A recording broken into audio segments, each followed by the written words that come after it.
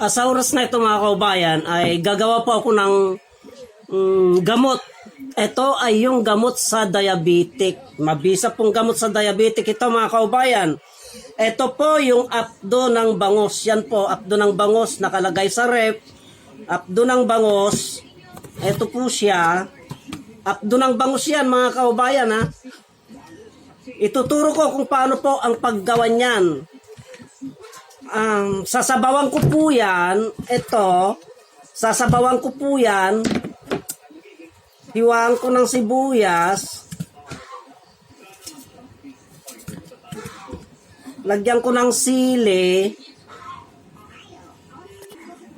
yan, may sili po siya mga kaubayan, tapos isang basong tubig, yan po, papakuluan ko na po ngayon ito mga kaubayan, papakuluan ko.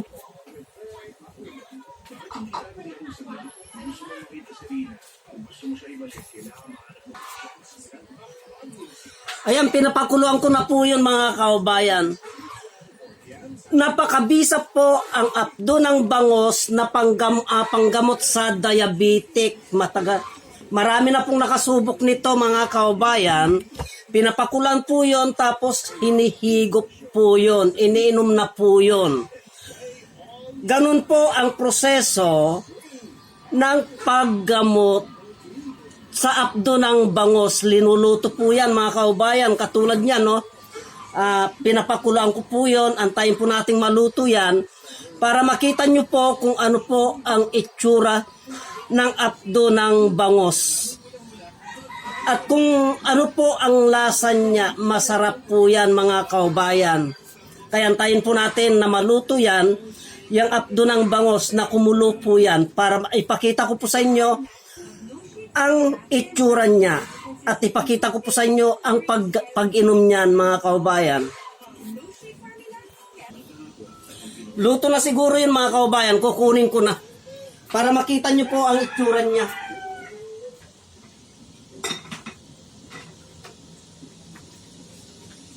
Ito po, luto. Ito na po siya ngayon mga kaubayan, luto na itong apdo ng bangos.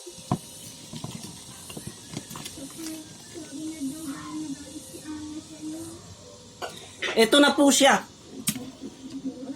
Oh, ito na yung apdo ng bangos oh. Yung bitukan niya, lininisan ko, linuto ko, kasama yung apdo, kaya nandito na po ang lasa niya mga kaubayan. Mabisa po ito na panggamot sa diabetic. Marami na pong nakasubok ito mula nung ipinalabas ko sa YouTube, sa Facebook, sa aking page. Mula nung ipinalabas ko po ito ay marami na pong gumamit at marami na pong nakasubok hanggang ngayon po. Ang lasa po nito ay masarap po, parang pinapaitan. Yung pait po ng apdo ng bangos ay yun po ang gumagamot sa diabetic. Kaya wag po nating baliwalain ang kakayahan ng apdo ng bangos sa karamdaman na diabetic. Uulamin ko na po ito mga kaubayan, pinakasabaw ko na po ito. Sanay na po ako sa pait nito.